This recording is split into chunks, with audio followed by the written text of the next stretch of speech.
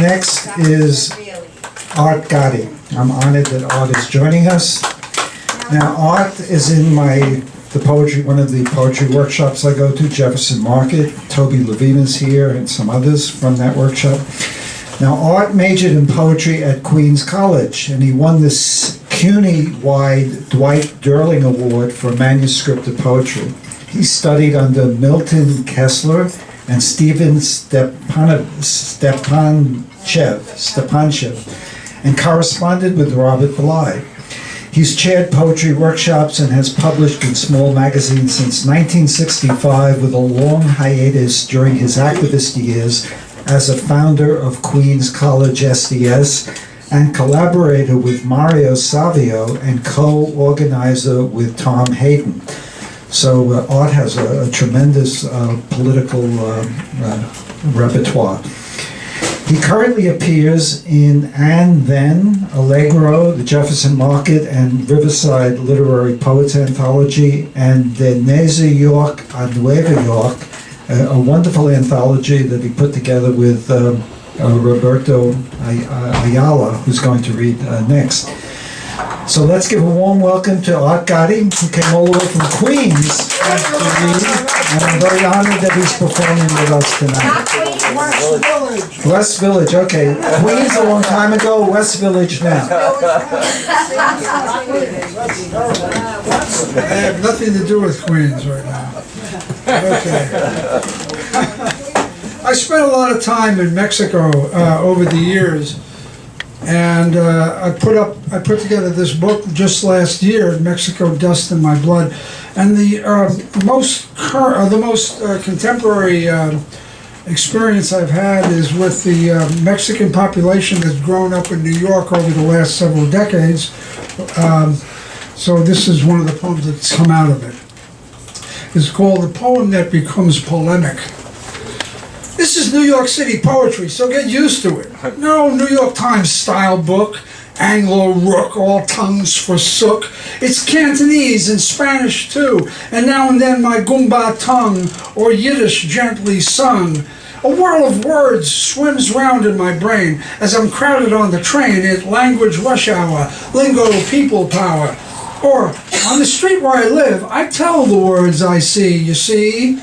And here I see Mexicans, hijos de la tierra, the nativists' terror, here to claim what's theirs. White man cites his heritage in immigration raves, laced with social niceties, their stilted family trees stretching, stretch this, numb self-righteous sons of thieves. Small Jose has stretch marks on his endless family tree, 50 centuries long.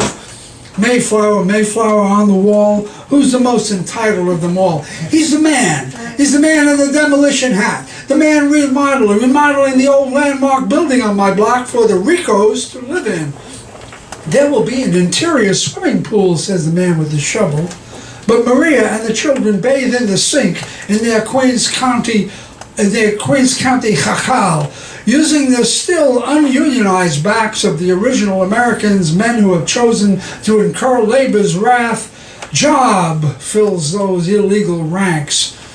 Build wall, boys, you're all saints and cranks, and work your cares away for half the pay and a longer day. Healthcare, no way. As I pass through the word clouds of Aztec and Nahua, and Olmec and Toltec and Zapotec and more, I talk with my new vecinos in the rhythm of their tongues, and we discuss the heady politics of the streets. And I am sing-song and only slightly archaic slang-wise, and I tell them before they tell me the secret codes of city places in Vato slang, and I think, but I don't need to tell them, bienvenidos a todos.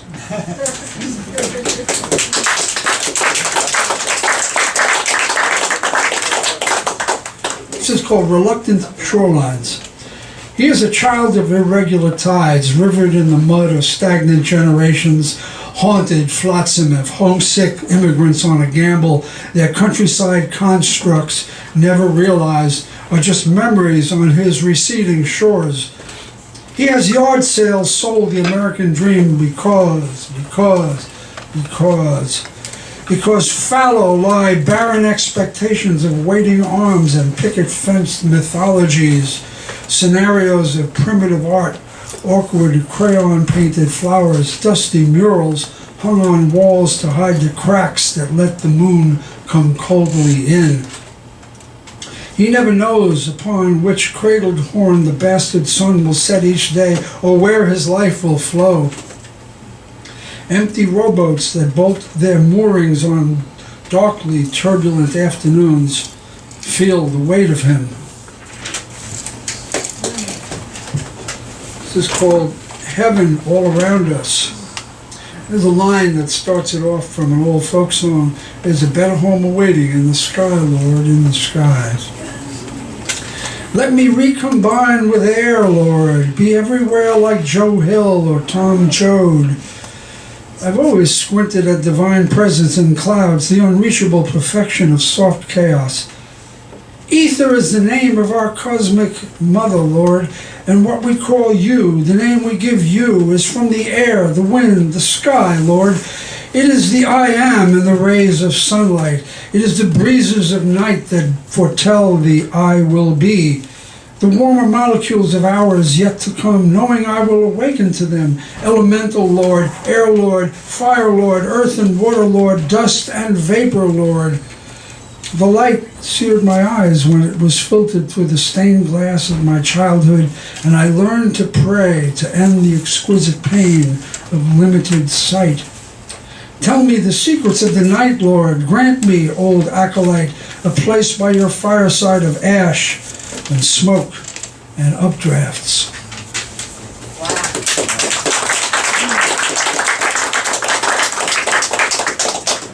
It has to come down to this at one point or another. 1,000 points of darkness.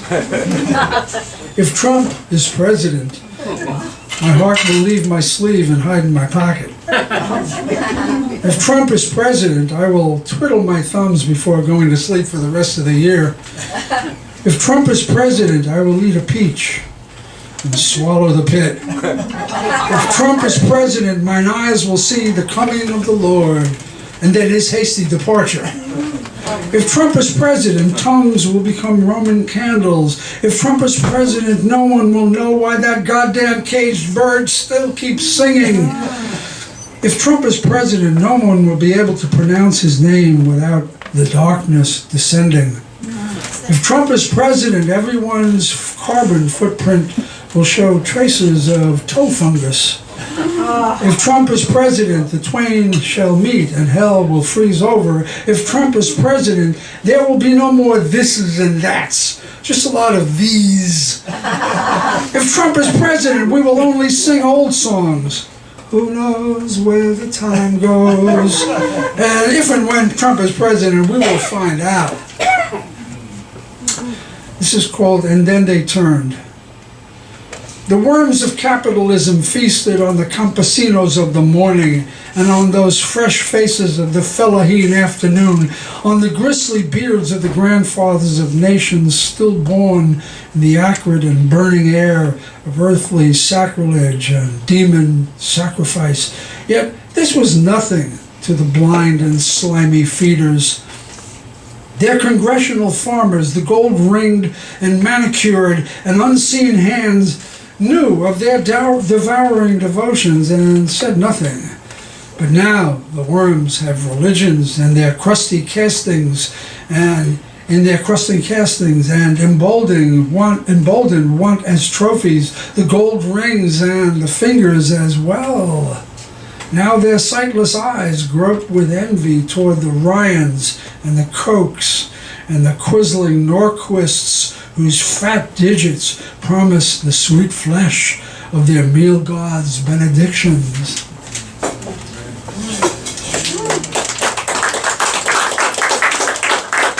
This is a Clara Hughes sonnet to the Beats. It's called The Care and Feeding of Beatific Misfits. He who trap a unicorn in a pen of despair must know it will fare far better there, if soothed sweet with words sincere, and always held cherished and dear. who knows a land of legend lost, exacts too much a dire cost of creatures ranging all alone and without a land to call their own. He must take the burden near to heart, that myth and he should never part, for the world which really real is there must be kept beneath the mythic lair. So beatific there shall thrive, thus keep the best of souls alive.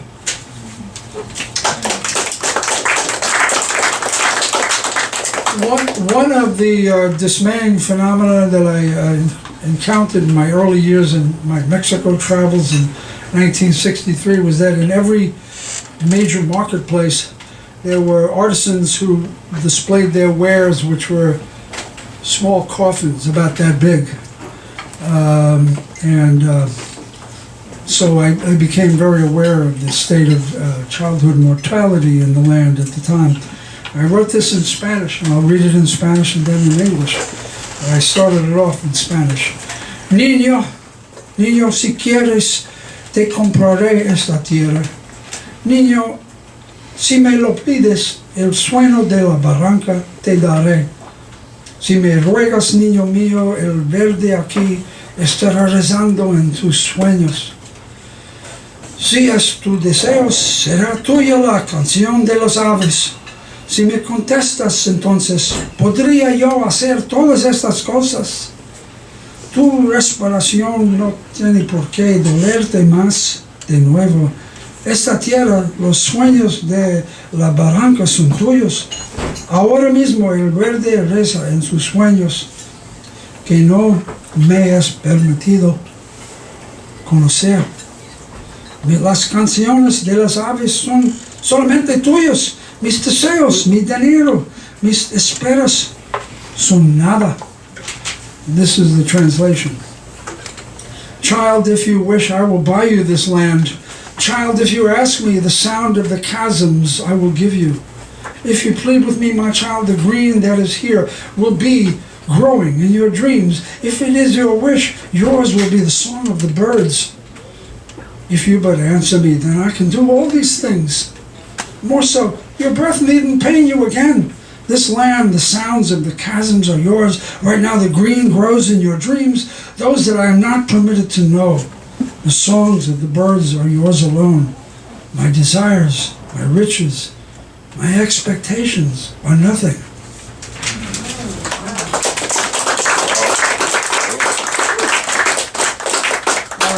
This is called Easter Sunday Redux, and it begins with a small canticle. Once there was a holy land, bathed in a golden light only the pure of heart could see.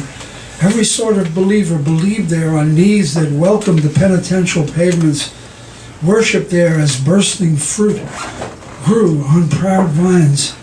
But soon the light bath became blood again, and God turned his back.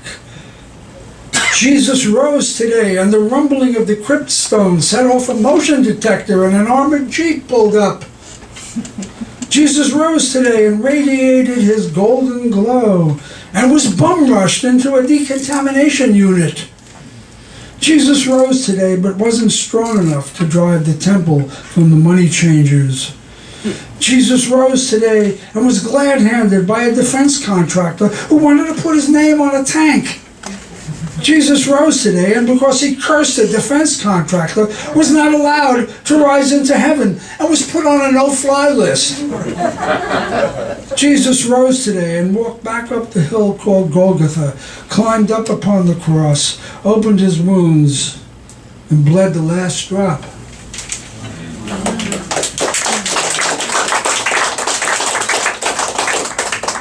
Okay, this is called Allah Love, a poem inspired by a Ford Taurus.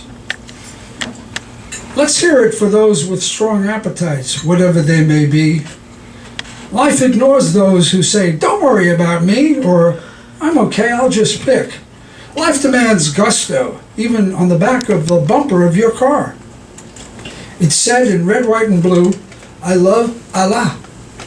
But actually the bumper sticker on the beat-up Ford Taurus showed a heart for the word love. I heart Allah.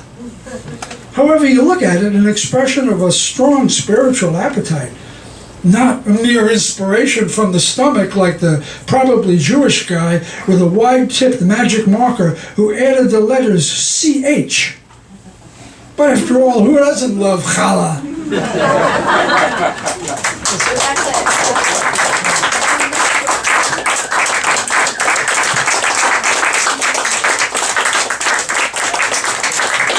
Let's hear it for Art Gatti.